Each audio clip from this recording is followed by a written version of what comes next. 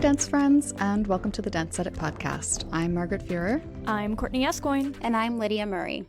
We are editors at Dance Media, and in today's episode, we'll be discussing how the chronic underfunding of Black dance is making it even more difficult for Black companies and artists to come back from the pandemic. We'll talk about Queer the Ballet, which is dancer Adriana Pierce's movement to empower queer, female, and non-binary performers. We'll get into the Framing Britney Spears documentary and how Spears has always seemed freest when she's dancing.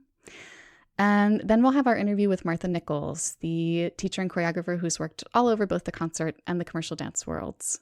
And if you've ever taken a class with Martha, or even if you just follow her on Instagram, then you already know how thoughtful and purposeful she is in her words, as well as in her movements. We had this great, really wide-ranging conversation that I'm excited for you all to hear. Before we dive into all of that, just a reminder that there's actually more to the Dance Edit than this podcast. We also have a free daily newsletter, which is a digest rounding up each weekday's top dance stories. It's designed to take about 1 minute to read, but it also includes links to further reporting on each story in case you'd like to go deeper. You can find out more about that and subscribe at thedanceedit.com. So now it's time for our weekly dance headline rundown. And Courtney, you're up first. Yeah, so Misty Copeland has penned another book, this time celebrating the trailblazing Black ballerinas of the past and present, from Raven Wilkinson and Lauren Anderson to Erica Lawle and Michaela DePrince. Appropriately titled Black Ballerinas, the middle grade title features illustrations by Selena Barnes and is set for release on November 2nd. So excited for that. Yes. And the illustrations look beautiful. They do. They look gorgeous. They're gorgeous. Kyle Abraham has been named one of Crane's 2021 notable Black leaders and executives. The distinction goes to Black honorees who have had an impact on New York City through their professional, philanthropic, and communal successes, especially in the area of diversity and inclusion. So congrats to Kyle Abraham. Well-deserved. So well-deserved, Absolutely. yes. Theater director Kirill Serebrennikov will leave his post at Moscow's Gogol Center after his contract, ending next week, was not renewed, prompting concerns about a renewed crackdown on artistic freedom in Russia. Now, you might recognize the director's name from the Bolshoi's production of Nureyev in 2017, which was canceled 3 days before opening night, prompting speculation of censorship since the ballet dealt with Nureyev's homosexuality. Or from his having been placed under house arrest amidst embezzlement charges that same year, which were also widely speculated to be connected to state censorship. Basically, it's another intriguing turn of events in what has been nothing but a series of intriguing and slightly concerning events surrounding this director. SAG-AFTRA has announced a new agreement for influencers. Under the new plan, influencers who generate branded content as a form of advertising on their personal social media platforms can be protected by the union, and they will be able to qualify for health and pension benefits. SAG-AFTRA had previously covered YouTubers' advertising work, but now that is expanded to include all social media platforms such as TikTok, Instagram, Twitch, and Facebook. Which, as we know, is a lot of dancers. A whole bunch of dancers. Taylor Lawrence actually did a good story explaining all of this for the New York Times. We'll link to that in the episode description. And continuing our shout-outs to Black History Month programming, we wanted to highlight Dallas Black Dance Theater. Coming up next is their Cultural Awareness Program, a digital split bill featuring Tally Beatty's The Mourner's Bench, a 1947 solo responding to social inequity in the rural South after the Civil War, and Matthew Rushing's Odetta, a reflection on civil rights activism set to the music of Odetta Holmes. They've actually been filming their dancers on location around Dallas all season, and going off the behind-the-scenes stuff they've posted, it's going to be some gorgeous film as well as some incredible dancing. So that'll be streaming this Saturday, February 20th at 8/7 Central. And this one is also near and dear to my heart. As a former ABT intern, American Ballet Theater is set to host ABT Rise Weekend Workshop on April 10th and 11th. It'll be a series of dance classes for second and third graders across the country, given free of charge. The workshop aims to provide training to historically underrepresented populations in ballet. As a whole, the ABT Rise initiative, with RISE standing for Representation and Inclusion Sustain Excellence, aims to increase diversity throughout ABT. And on a very nerdy note, conductor and violinist John Stubbs discovered that we've apparently been playing a section of Tchaikovsky's Nutcracker score incorrectly for years. Some good old-fashioned archival sleuthing revealed that due to a transcription error made when engraving the printing plates for the score back in the 1890s, a passage in the Chinese or tea divertissement in the second act was marked to be played by a flute and a piccolo, when Tchaikovsky wrote it for 2 flutes. It's wild. I could not love this story more. It's so nerdy and wonderful. We'll link to it in the episode description. Walt Disney Animation's first theatrical short in 5 years, titled Us Again, will feature choreography by Kiani and Mari Madrid. The story centers on an aging couple named Art and Dot who find their zest for life again through dance on a magical night. Us Again will be shown right before Raya and the Last Dragon on March 5th in theaters and will be released on Disney Plus in June. It looks so adorable. I'm looking forward to that. It really does. And I love that it was sort of broadly inspired by the viral dance that Kiani and Mari did a few years back where they played an older couple, which is also just the best. Just let them do everything. Thank you. All the things. So in our first roundtable discussion this week, we want to talk about a story that ran in the Washington Post recently. There's been a lot of mainstream coverage about COVID's disproportionate effect on Black and Brown communities in the whole of the United States. And the Post talked to Black dancers and Black dance leaders about how pandemic restrictions have also been disproportionately hard on the Black dance world.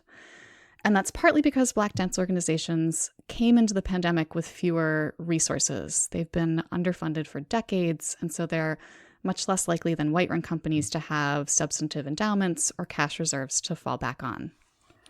As the story in the Washington Post references, a 2017 report by Helicon Collaborative found that almost 60% of the art world's revenue is going to only 2% of all cultural institutions, with organizations that serve communities of color only receiving about 4% of that revenue.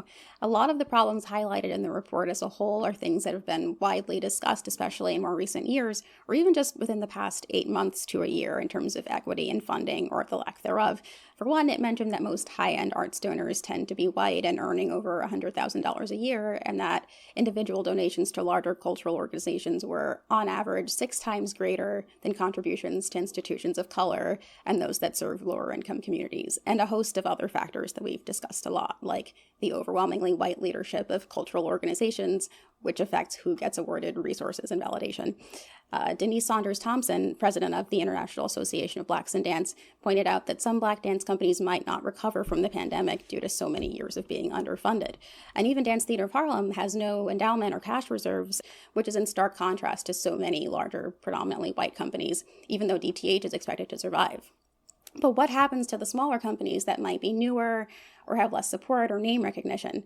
The article went on to mention Cooper Morgan Dance Theater in Jacksonville, Florida, which is only 15 years old and had to go on hiatus due to the pandemic and is now shifting to becoming a 501c3 to be eligible for grants after previously relying on ticket sales, donations, and self-funding from the company's founders. Natonia Monet, who played Tina Turner's older sister Aline in Tina, the Tina Turner musical, had only just worked her way up to Broadway after over a decade of appearing in smaller productions when the pandemic started, and she went from months of 8 shows a week to suddenly nothing, and she shared her fear of being unable to find a part after the major theaters reopened, because as a Black performer, your main options are a few predominantly Black shows and a few token roles in predominantly white shows. So all of this information really underscores the way that the issues we've been talking about, we meaning us on this podcast and the dance world at large, feed into each other, and from the need for more diversity in arts leadership to the need to fund Black creators, just to name, a few relevant concerns here. Well, and I think it also, it makes a point, right, and Lydia, you referenced this about how the way funding is typically awarded has to do with the personal proclivities of the funders when we're talking about individual gifting. And then in terms of larger foundational grants, it's often based on showcasing a body of work that shows, quote unquote, sustained excellence, whatever that means. And so when we're dealing with a culture that has predominantly given funding to white artists, that means that over time, essentially the racial wealth gap that already exists in the United States among individuals becomes even more exacerbated when you're looking at it on an organizational level. Mm-hmm. It's a self-perpetuating loop. There are some reasons for optimism, which the article talks about, and some of which we've talked about on the podcast before, especially the pledge made by some large philanthropic organizations, especially the Ford Foundation, to put real money toward helping Black artists specifically. But to come back to one of our common themes, this story seems like yet more evidence that we need better and more comprehensive government support for the arts, because if we continue to rely on foundations and private donors, especially who are mostly older white people, we're going to keep seeing these kinds of ugly funding disparities. Agreed. Yep. So in our next segment, we're going to discuss a movement that pushes back against ballet's rigid gender norms. And those norms have been challenged by a lot of dancer activists recently, and not a minute too soon. But this movement is pushing from kind of a different direction. And we're talking about Queer the Ballet, which was started by Miami City Ballet alum Adriana Pierce. Pierce says she's almost never felt represented as a queer woman in ballet. Like, the idea that someone might deviate from ballet's traditional vision of femininity is rarely even considered by people inside the ballet world or outside the ballet world. So she not only wants to increase the visibility of queer, female, and non-binary dancers, but also to disrupt ballet's whole gendered system of movement. Pierce left Miami City Ballet after 7 seasons in order to focus on choreography and musical theater, and says that she often hasn't felt represented as a queer woman in ballet. Her first project as part of Queer the Ballet is a pas de deux on Point, choreographed on Remy Young and Sierra Armstrong from ABT, and she's developing it during a dance residency at the Bridge Street Theater in Catskill here in New York. She says, "I want to show people an authentic, complex relationship between two women through ballet. I want people to see that ballet can be more than a man lifting a woman in a tutu," end quote. Lightly touching on a point in that last quote, one of the oppressive gender norms in ballet movement, I think, is that reliance on the idea of the woman as strong and whose strength lies in being delicate and easily handled, easily manipulated, at least physically. And challenging that is part of what Pierce and Chiara Dennefelder are doing. Yeah, so queerness in all its varied and nuanced forms really asks us to throw out the cisgendered heteronormative scripts we follow as a society, and, for example, in romantic partnerships. And that's a script that is heavily relied upon in classical ballet. We see a cis, straight, ostensibly masculine male dancer courting a cis, straight, ostensibly feminine female dancer, and feminine here meaning, on some level, submissive, even when we point to our strong female characters, because, as Adriana Pierce points out in the article, as Lydia said, the woman's on point to be supported and turned, and is the one being lifted overhead, which leads to her having less agency. Queerness asks us to reimagine what a relationship can be, to throw out those scripts that dictate what role a person plays in a relationship based solely on their gender. So, when we talk about partnering, when we talk about dancing a relationship between two people on stage that is not cisgender and heterosexual, how do we reimagine the script? And then going further, looking at dancers as individuals, because queerness exists regardless of whether a person is in a relationship or even wants to be. Hello to my Ace and Arrow fam. Male-identifying dancers are taught to move one way and female-identifying dancers are taught to move another. And not only do I think we need to make space for our gender non-conforming siblings in here, I think we should take a cue from them and the rest of our queer community. There's no singular non-binary presentation in real life, just like there isn't a singular lesbian or gay or bisexual or asexual or transgender presentation in real life. Orientation and identity do not equal presentation. So how can we apply that principle to our technique? And again, this idea that queer women are inherently unfeminine and therefore cannot match ballet's ideals is just like so laughably absurd. Dancer folk are experts at adapting our movement signatures to the demands of choreography. So how about instead of asking every ballet dancer to conform to a rigid idea of either masculinity or femininity, we expand our definitions of it? That can only lead to more versatile and more interesting movers and movement. Retweet, hard retweet. Agree.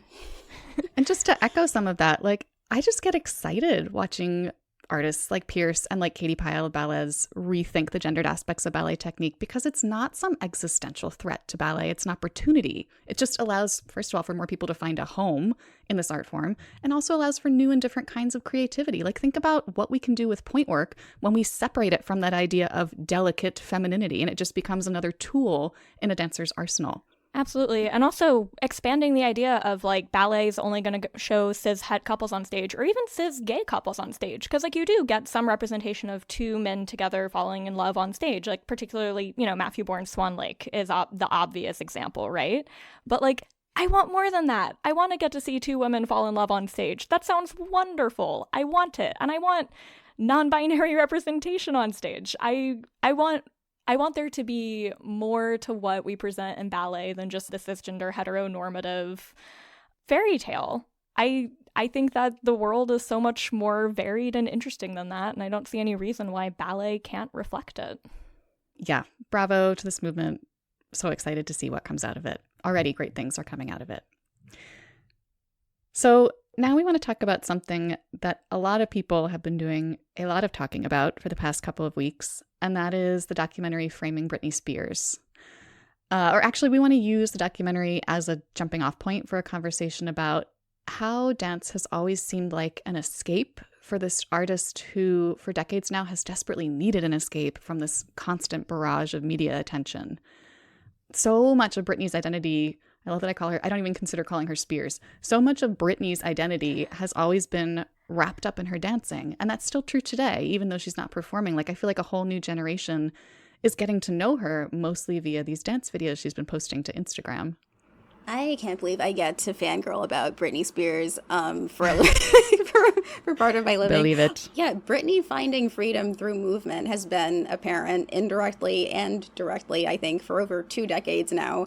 It's something the audience can typically sense when watching the way she performs. She moves with a kind of playful abandon that suggests she's genuinely in her element, especially, towards the beginning of her career. It's reflected in so many of her song lyrics, from Me Against the Music, Time a Slave for You, to Circus, and beyond. But the narrative that the media shaped around her has almost always overshadowed her dancing. In the beginning of her career, there was excessive focus on her sexuality and her sexy image.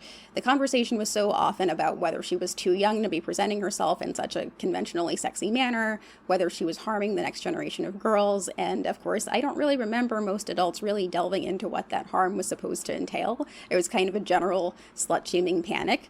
Yeah, no, because I was like quite young whenever Britney was like first really, really blowing up. And I can remember like getting that like slight concern from my parents about like, oh, is this like a bad example to be setting? But like also like I'd put on her music and I'd dance around my living room. Like, and that was wonderful and freeing. And again, like what were we so afraid of?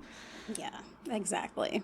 And people were always talking about whether she was a virgin, and that became a huge topic, along with whether she could, in quotes, actually sing. And that last concern was connected to the overall lack of respect that dancers get, I think. There was very much a sense of Britney being an inferior artist because all she can do is dance, so to speak. But the fact that her dancing drew that kind of focus in the first place speaks to how powerful it was.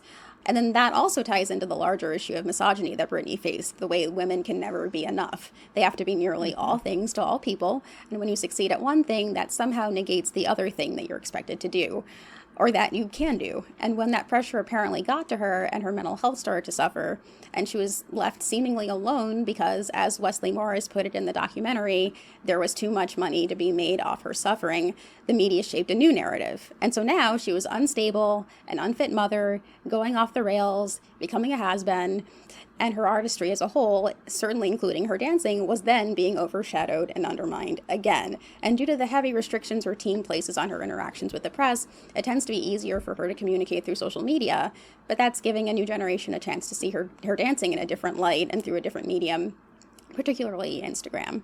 And so much of the documentary focused on the conservatorship that she's been under since 2008, which places extreme and many argue unnecessary constraints on her career and her personal life and her finances. But that's kind of getting more toward the Free Britney movement and away from the dancing aspect of Britney as an artist. Well, the documentary, it makes painfully clear, I mean, the reductive version of it is just how terribly we have treated and continue to treat female pop stars, like the insane double standards they have to negotiate. I don't frequently literally feel my jaw drop, but my jaw literally dropped seeing this one magazine cover pulled up in the documentary. It was a Details magazine cover from like 2002, I think, with Justin Timberlake. And the cover line was, Can we ever forgive Justin Timberlake for all that sissy music? Hey, at least he got into Britney's pants. So much to unpack there. But that was run-of-the-mill men's magazine stuff at that point. Britney was a punchline. Britney's body was her most valuable asset. And I think that that's part of why her relationship with dance is so complicated. Because, like you were saying, Lydia, especially back in the earlier part of her career, she was a really good dancer and a really good performer. And because her dancing was all about her body, and her body was considered by many to be like the whole reason she deserved attention, it became the central part of her persona. At the same time, dancing was and is something she seems to truly love doing, even though she's ostensibly a musical artist first. Like, she was really always a dancer first, as Lydia said. So doing this thing that she loves is a way of escaping from the media machine that is her prison, and also an accentuation of the body that the media machine lives to exploit. It's so complicated. And I remember watching that Give Me More performance at the VMAs in, was it 2007? And not being able to get over the fact that she couldn't move the way she used to, that it wasn't just that she seemed unprepared. It was that she looked unable to do the things that used to come to her so easily. And I'm really ashamed to admit this, but up to that point, I think I'd mostly just felt embarrassed for her. Like, why can't she get her act together? Talk about internalized misogyny. But that was the moment where I started to feel worried as opposed to embarrassed, where it was like, if she can't dance, something is really wrong. Like, that's how fundamental her dancing feels to her identity. I mean, all that to say, first, we hope Britney is okay and safe right now. Her conservatorship situation, as described in the documentary, does seem truly bizarre and terrible. But we also hope that media organizations are taking a good hard look at how they cover today's pop stars, and especially Black female artists who still face many of the same stigmas that these white pop princesses were dealing with in the early 2000s, with other challenges added on top. It's like an impossible gauntlet for them to run. Yeah, I think we need to keep calling out the double standards as we see them, because anything that is said about a pop star on your Twitter account is also being seen by other women who maybe share certain identity labels with them. And so, you know, it doesn't just impact these like big stars who you think, oh, they're isolated from this. No, like what is being said has a trickle-down effect on the rest of our society. I agree. And women who present themselves in a way that's considered sexual are still human beings and deserve respect. And I'm thinking of Megan Thee Stallion right now and what she went through after being literally shot, and what she's still going through with all the ridicule that has come her way. We need to keep calling out the double standards when we see them, because that's the only way things are going to change. Oof, that is an intense note to end on, but an important one. We're going to take a break now. When we come back, we'll have our interview with Martha Nichols. Stay tuned.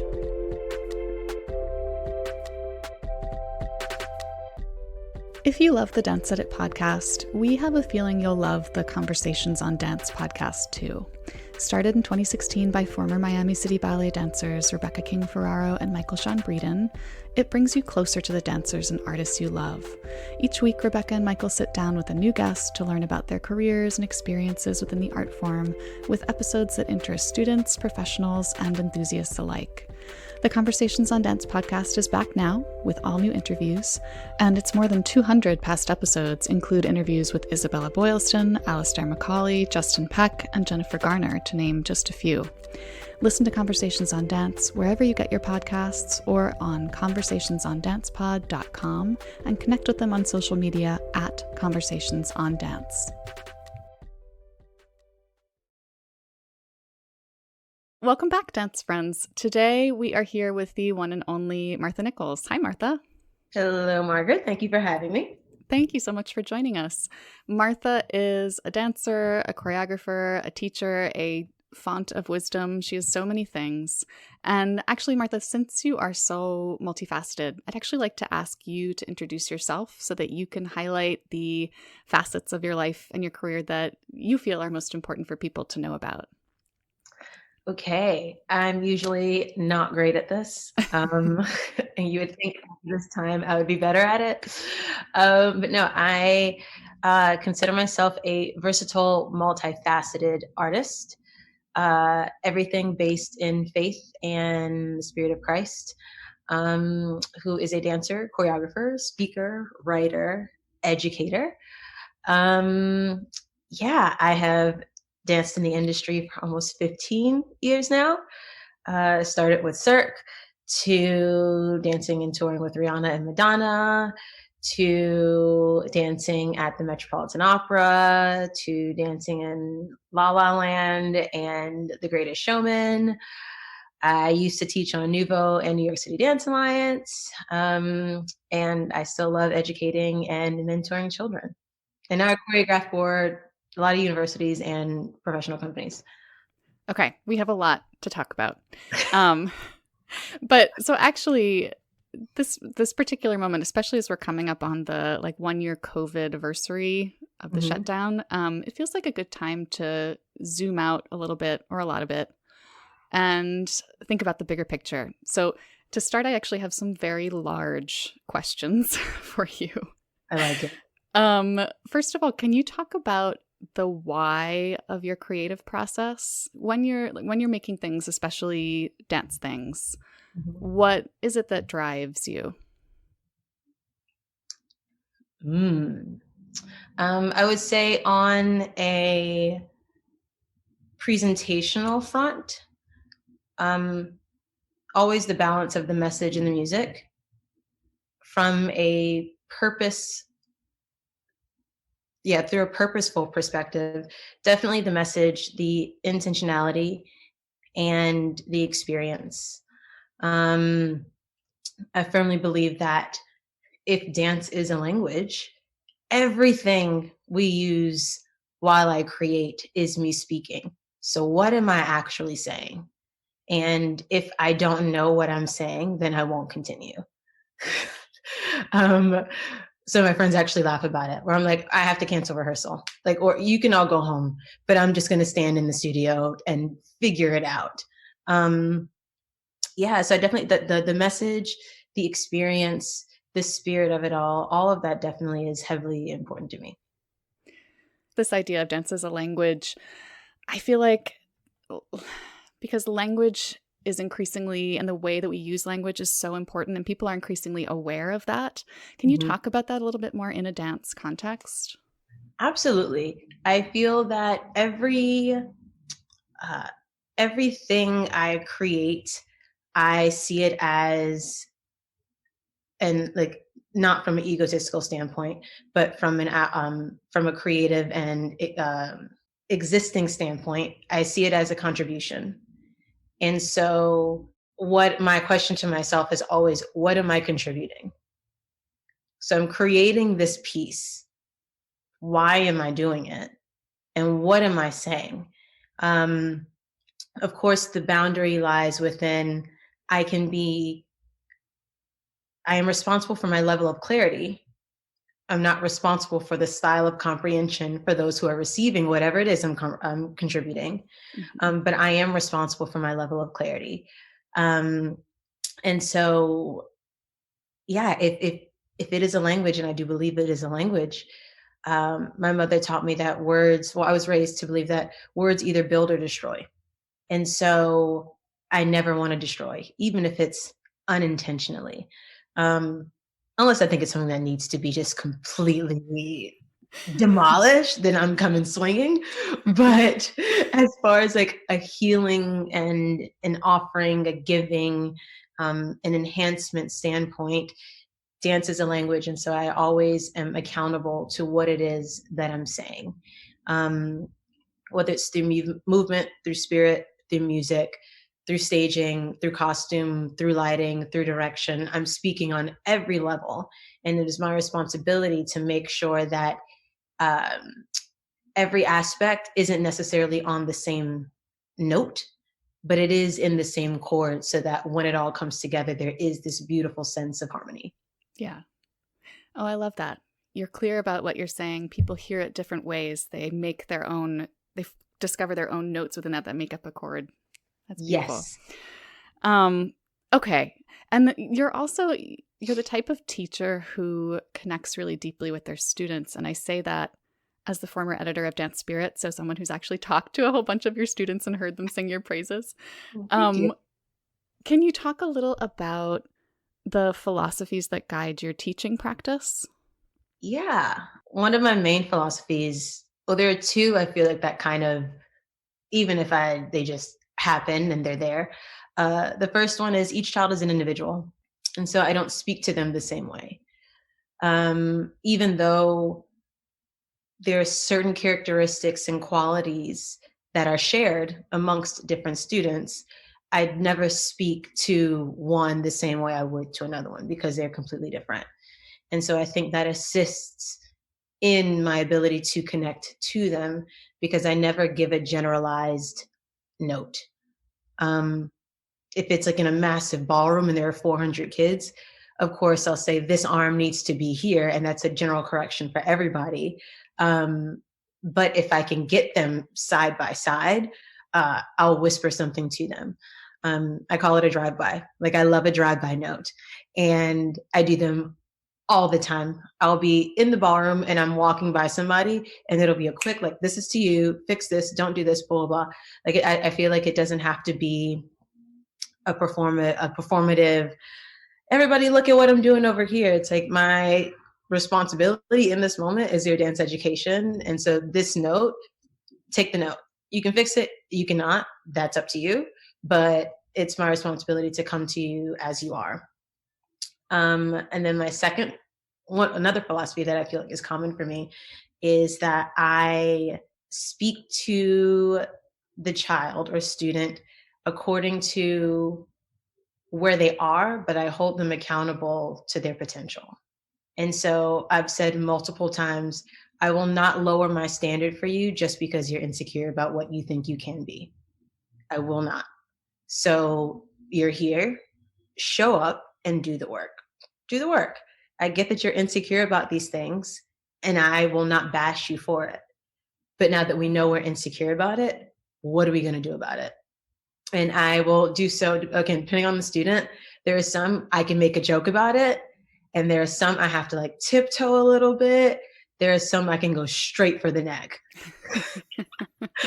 I would say those are kind of two philosophies. I'll share a third one. A third one is I make them speak.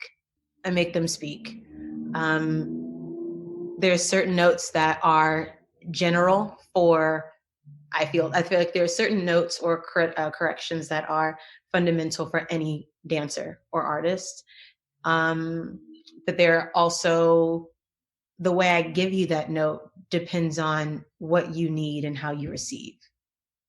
And so if it is a relationship, which it is between teacher and student, I know as a teacher and as an artist what you need, but I cannot speak for your humanity or your spirituality. So I'm coming to you as an educator, but I need you to still be in this relationship to tell me what it is that you need.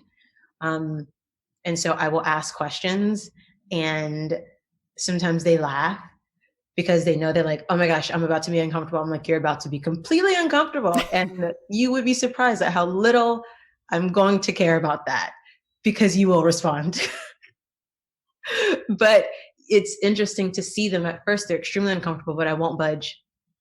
And then over time, they become so much better at either asking for what they need or asking for what they want or stating like, hey, I know you didn't mean it that way, but I took it that way. And it actually opens the door to really beautiful, honest communication. Yeah. You're holding them accountable for their own progress, but also tailoring your corrections to their needs. So there isn't this old idea of take every correction as if it's for you. Mm-hmm. Because I feel like that puts too much of a burden on students who are then sort of like they feel this responsibility to shape their own training. The teacher is this like far off authority figure who like wafts down corrections that they can grab at. Yeah. And you're in there talking to them directly. I've been in my home studio a bunch during COVID, and I had a few kids ask me for solos. And with them, I remember my old process used to be like typical. You come in, we create the solo, we rehearsed it a few times, and that's that. And for some reason this year, I think also adjusting to where I am as a human, artist, spirit, educator, all things, they were like, can you do my solo? And I was like, yeah, but not until we do a few privates first. And they were like, oh, okay. I was like, yeah, how do I I can choreograph on you.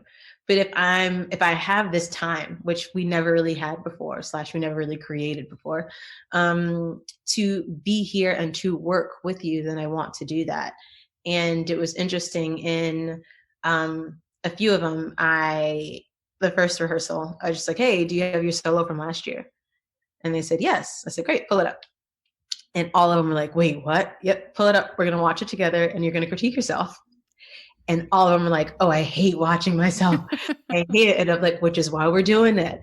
We don't watch ourselves to like praise ourselves. We watch ourselves because that's the way to critique ourselves. It is like now, back in the day, we only had mirrors. Now we have cameras and phones and GoPros and all these things. And so this is a tool. You have to be able to watch yourself, to critique yourself. And it's really interesting they just sit silent. And I'm cracking up on the inside. And I always just like, scale of 1 to 10, how uncomfortable are you? And they're always like, a 12. Got it. But I keep asking them, like, what notes do you see? And I listen to what they're saying. And one girl the other day, she's gorgeous. I want to say she's maybe like 5'9". And she's like watching herself and she's like, oh, I need to be more full on this. I can use a deeper plie. And I'm listening to her notes. And when we finished, and she was like, well, what did you think? I said, I was like, do people tell you a lot that you're tall?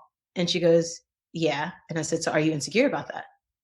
And she goes, yeah. I said, well, you not using your plie isn't the illness, it's the symptom. The symptom is your insecurity about being tall because you already feel insecure about taking up too much space. So you're not going to take up any more.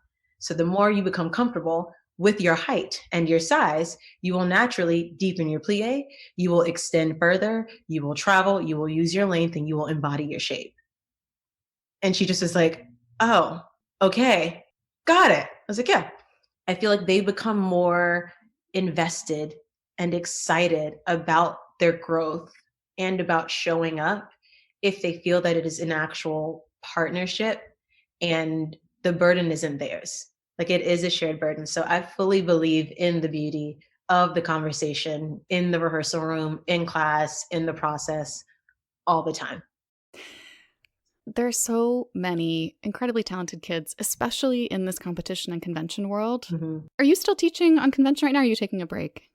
I have officially left the convention world. Oh, interesting. Do you want to talk about that or no? Sure, we can go into it. I won't go into it too deep. There are a lot of factors. I would say the most shallow factor, or like the least invasive one, would be I am a firm believer that with every sense of like expanse or elevation, it comes with a breakup. And the convention world has been something that's been a part of my life for so long. And in my spirit, the past few years have been like, I don't really know how much longer you're going to stay in this. And since I was already kind of in that space, COVID kind of opened the door to like, okay, it's time. Like you had a good run, you've loved everything, but in order to fully receive what is next, my hands have to be open. And my hands cannot be open if I'm continuously holding on to where I've been. And so there's no disrespect, there's no hard feelings. It simply is like, okay, that was the end of an era, a beautiful closing of a chapter. And so, yeah, I decided to fully step away to like focus on the next like evolution of Martha and what that comes with. Yeah, I would say I'm still teaching, which I love teaching. But yeah, I just was like, you know what? I miss teaching on the large scale. But if I could pay someone to never judge another dance, I would. So I was like, I never need to sit at a table in a ballroom and watch 8 hours of contemporary solos ever again. I'm done with that phase of my life. Yep. Yeah. Okay. Well, I guess I'm curious then, maybe for your perspective as not an outsider, but as somebody watching now from outside, mm-hmm. seeing how the competition and convention world specifically have been kind of shaken up by the multiple crises that have happened this year, by Mhm. COVID, by the murder of George Floyd and the movements after that. Mhm. How have you seen those organizations succeed, and where have you seen them fail over these past months in dealing with those challenges? That's a really good question. Um, I would say majority, because I also have been, uh, I'm somewhat of an extremist in how I do certain things. And so usually when I'm like, I need a break from something, I shut all doors that could lead me to that thing.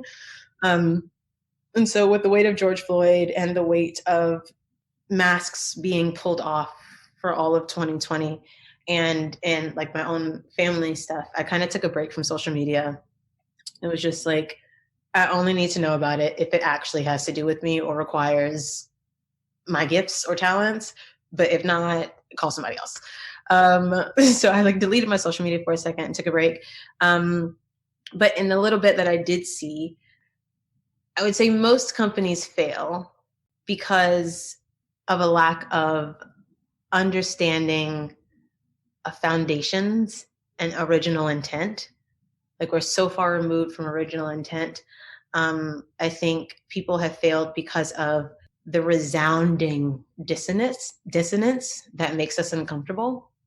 And I think people have failed because of who they think, well, no, that's still dissonance, who they think they are versus what it actually is, like perception versus reality and truth.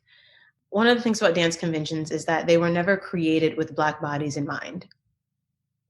And so I think that has to be understood first before any true, intentional, impactful, significant change truly occurs. Someone said, why do Black children have to be like exceptional to be seen? And I said, because it goes back to that original thought. The space was never created for us. And so you have to be exceptional because that's the level that your talent and presence cannot be denied. If you were meeting the standard with everybody else in the room, then we can look through the lens of erasure and we can diminish and set aside, because you weren't supposed to be here anyways. But if you weren't supposed to be here, but you come and dancing like that and you're absolutely exceptional, we now have to acknowledge you. And so I think the understanding of the, again, original intent, I think a lot of companies have failed because of that. And I think there's also a failure in the understanding of what racism is, what white supremacy is, how insidious they both actually are. I like the word insidious because it means that it's so deeply ingrained that you only become aware of it once it's fully integrated. And that's what both of those things are in the culture of America. Also in dance. I think sometimes it's hard for dancers, dance creators, collaborators, enthusiasts, organizers, businesses to acknowledge it because I think sometimes artists kind of set ourselves apart from the rest of the world. And it's like, oh, we're artists. We're naturally more progressive. We're down. We get it. Blah, blah, blah. Doesn't mean that these ideologies haven't seeped and crossed over into our world as well. I was talking to a few businesses and they're like, oh, we're going to hire more Black teachers. And I said, okay, well, then how is that combating racism? And they had no answer. So it's like, so that's not a solution. It's a Band-Aid. We need wounds to be cleaned and not just like a little bit of Neosporin. And so I think the people are missing the mark because of the reality and the depth of what is required and how these systems have been in place for so long that the hiring of one Black teacher is not going to fix it. The posting of a Black square is not going to fix it. You, and by you, I mean anybody, were like, well, I did this and I did that and I did this in the past. I'm not right. That's not going to fix what is going on in this moment. And so I think a lot of people are missing the mark because they're not sitting with what is and doing the hard work to set and create systems in place that not only uproot racism, but also prevent it from shape-shifting to match the new structure that will be set in place.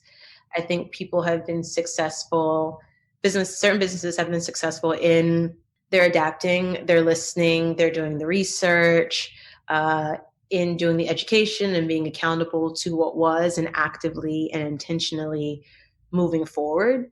But personally, I would say there's been more failure than there's been success because it's heavy. It's heavy.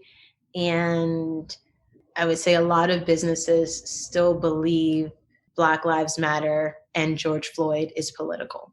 And I won't go like way deep into it, but it's like it is yet again an act of white supremacy to take the cry of a people and change the narrative to make it political so then you can keep going on with your life and keep it pigeonholed into something that it's not.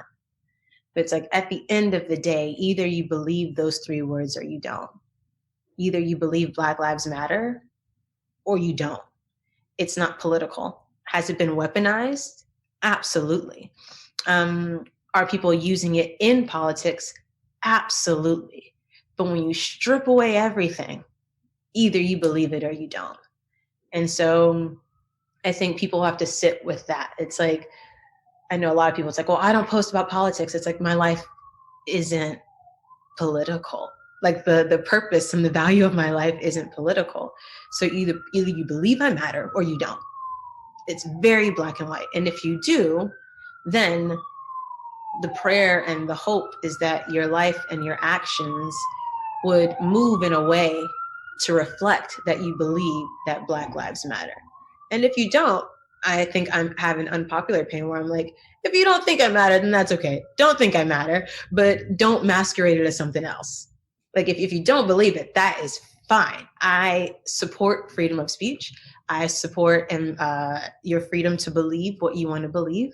I also support honesty and transparency. And so stand in what you believe in, but let it be what it is. Don't present it as it is something else. And so I think understanding how racial inequality has been taken, stolen, and weaponized to support political gain sometimes gets in the way of true effective change, because we can use the fact that it is political to validate the uncomfortability to therefore keep us from moving forward. And I think that's the biggest nugget that businesses and dance organizations and dance brands are struggling with at the moment. You're asking of dance organizations and dance brands and dance businesses the same thing that you're asking of your students, essentially. Like, look at yourself and feel uncomfortable and sit in the discomfort. Yeah. Absolutely. Yeah. Because life requires us to be uncomfortable. And these are also criticisms that obviously go beyond the competition and convention world. And I'm wondering, you have experience in all different parts of the dance world, but we as a podcast have underrepresented the commercial side of the dance industry, which is something we're working on fixing. I'm wondering if you can talk too about how you've seen these crises affect the commercial dance world specifically, about how their response has been. I would say it's affected the commercial world more from I'd say a practical and a process standpoint when it comes to casting and breakdowns and demographics on jobs and in that aspect. I would say as far as representation and people at the helm, there are more Black people and more people of color at the forefront choreographically in the commercial industry than there are in other worlds like the convention world or on Broadway.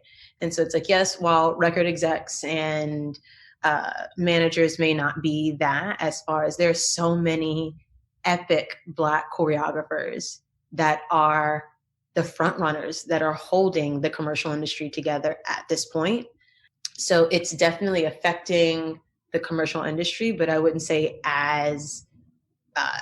it's not imploding as much because there are more people of color who are at the forefront, who are also paying it forward, who are educating, who have been holding people accountable. There have been more unapologetic Black leaders in the commercial industry, I would say, for a longer period of time. From hi-hat to Luam, to Rhapsody, to Jaquel, to Luther, to now like Sean Bankhead, to Lorianne Gibson, to Debbie Allen. Like there's been respected Black leadership in the commercial world. Is there still enough? No. As far as like any marginalized groups of people, we definitely need more representation in that aspect. But I would say there have been slow changes that have been moving in the commercial industry to where the impact has mostly been in, I would say like in audition processes and breakdowns and things according to that. But I think other worlds have been rocked so much because there's not as much colored leadership across the board. Starting at the beginning instead of the middle. Yeah, that kind of thing. Yeah. I was nervous coming into this interview. First of all, because I have a lot of respect for you and your work, but also because a couple months ago you posted on your Instagram about the importance of asking better questions. And I was like, oh man, I better come up with some really good questions. And this is not the best question, but can you dig into that idea a little further? What were you critiquing there? That's funny. So many people have written to me or said something about that. They're like, Martha, you came for me. And I'm like, I'm sorry, be better about it. It is, I would say for me, it is a general, overall, foundational, fundamental principle. Another reason why response to COVID and George Floyd and sexual misconduct and all of the scandals that have been unearthed, part of the reason why we're not progressing as well is because we're asking the wrong questions. And so when you ask the wrong questions, you get the wrong answers. And for me, it's not always about right and wrong, but I feel like when I say ask better questions, I mean, be specific, be intentional, and as the asker, understand what it is that you're looking for.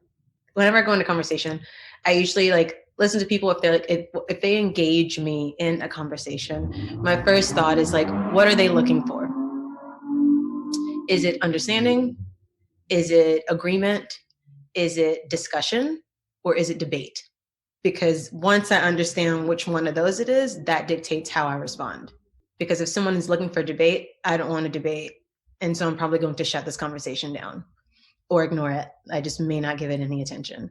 But if somebody wants understanding, then I know I also need to listen and be extra intentional about checking my defensiveness as I'm responding.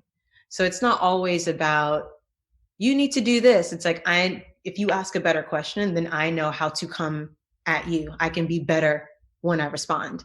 And so I think the intention and the specificity of asking a better question.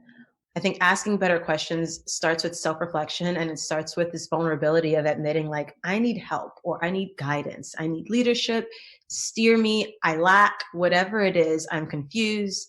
It definitely there's so many different aspects to it, but I'm really critiquing I think culturally, and sorry if I'm all over the place, I think culturally sometimes we make things abstract to cushion and make room for disappointment.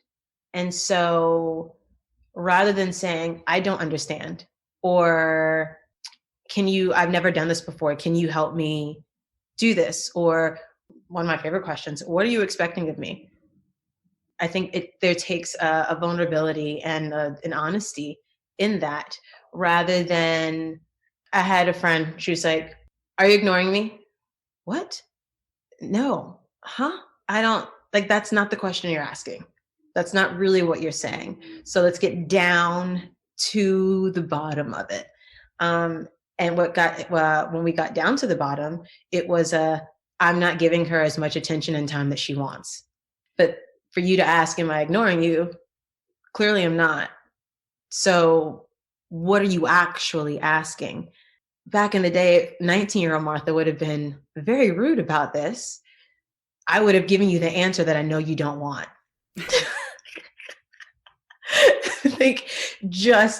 I used to be so stubborn and just so base, on principle. Don't ask me questions that you don't want the answers to. Do you love me? No. That's not what you're really asking. It's not what you're really saying. And so my critique on asking better questions is the honesty of what it is that you're really looking for. Be specific and be intentional about it, because then you can truly talk about the issue at hand. There are few things worse than two people having a conversation and you're talking about two different things. And so you walk away with two different understandings, which just breeds frustration, disappointment, the mismanagement of expectations, all of these things. And I feel that way in life. I feel that way in my relationships, in the classroom, everywhere. It's just like we have to be more specific and intentional about what we're asking so we can truly find the answers to assist us in our journey along the way. Yeah. We've gotten really big and really broad and really zoomed out. And now I want to come back down to earth a little bit and make sure that we talk about the projects that you do have in the oven right now, what you sort of have cooking. What should people keep an eye out for? I would say more mentorship, which I have always loved. Definitely teaching more. I just finished a new commission work with a company that I can't say yet just because there hasn't been a press release just yet. And I have another one coming up, and a lot more, I would say, work being done. Just actually like the releasing of things. I usually sit on things for a while. Like I'll do a project and it'll be a year before I actually share it, for a multitude of reasons. Usually my insecurities, and the judgment of what it is I'm doing, and does it work? Does it make sense? All of these things. Is it time? So that, writing a bunch more. So I'll be releasing some of those things. And I'm also going back to school. So trying to balance that at the same time. What are you studying? Theology. Oh. Mm-hmm. Which will tie into everything. Absolutely. It's like I was reading about how wisdom and intuition have to be balanced with knowledge and information. I was like, that is so true. So yeah, I just want to go get the information to, again, just to enhance what already is and to help me weed through the things that I am holding on to that don't necessarily serve me, that could be hindering me, and to just make me better as a human, to make me better as a human, to make sure that every seed I plant builds and like bears healthy fruit. Thank you so much for being so open about all of this. During the prep for these interviews, I'm talking to our listeners now, I always ask artists what they're most interested in talking about. And you were like, anything. I'll talk about anything. And I love that sense of just like, transparency and curiosity, because I feel like you can see it in your work and the work that you make as well. Thank you. Thank you for sharing that with us here. Absolutely. Thank you. Yeah, I definitely believe that I love the spirit. Everything I do is from the spirit. And so I think sometimes when we try to steer the spirit, we're actually just trying to like put human control on something that transcends humanity. And so when you asked, I was actually in my kitchen cooking and we were laughing, and I was just like, should I have something? Like, I don't have any. No, I don't. No, you know what? I'm gonna just let the spirit lead. Like wherever she is interested in, like this is her conversation. And so just make sure, Martha, you know what you're talking about. I was like, think before you speak. But yeah, whatever is supposed to happen is supposed to happen. And I think that transparency is super important in conversation. And the spirit was telling me to go watch your Instagram video, telling me to ask better questions. That is hysterical. So I think there'll actually be a lot more of that too. I might start opening up my Instagram and be like, okay, let's actually have these discussions. What are your questions? And let's sit and talk. And before I forget, what's your Instagram handle so everyone can go follow you and keep up to date? My Instagram handle, my Instagram handle is at Nichols14, NICHOLS14. And are there any other places that listeners should seek you out on the internet, website, anywhere else you want to call out? Definitely have my YouTube, which is my name, Martha Nichols. I'm trying to be better about all of this because I've been anti-social media probably since it came out. Yeah, I'm usually anti-technology. to a certain extent, where I'm just like, there's just something special about in person. And so trying to actually like release and share my work. So definitely Instagram, definitely my YouTube, and my website. I have actually like started posting my blog stuff over there. Those are the main 3 places usually. Is your website marthanichols.com? Yes. Okay. Yeah. Please, listeners, go check that out. Her writing is so beautiful. Thank you so much again, Martha. This was really fun and educational too. Thank you. Thank you so much. If you ever need anything, please don't hesitate to reach out. Thanks again to Martha. She is such a generous conversationalist, just as she is a really generous teacher and mentor. Like, the two of us talked for a bit after we stopped recording. She ended up recommending multiple books that are now on my reading list. She's just great. Please be sure to follow the Instagram and YouTube pages, and the website that she mentioned. We'll link to all of those in the episode description. All right, thanks everyone for joining us. We'll be back next week for more discussion of the news moving the dance world. Keep learning, keep advocating, and keep dancing. Mind how you go, friends. Bye, everyone.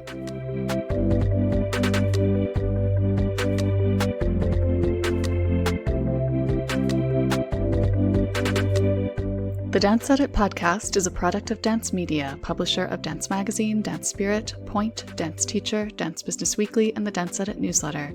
Our hosts are Courtney Escoyne, Margaret Fuhrer, Lydia Murray, and Cadence Neenan. Our music is by Celestine, with special thanks to Broadway Dance Center for helping us record those footfall sounds. Find out more about the Dance Edit and subscribe to our daily newsletter at thedanceedit.com.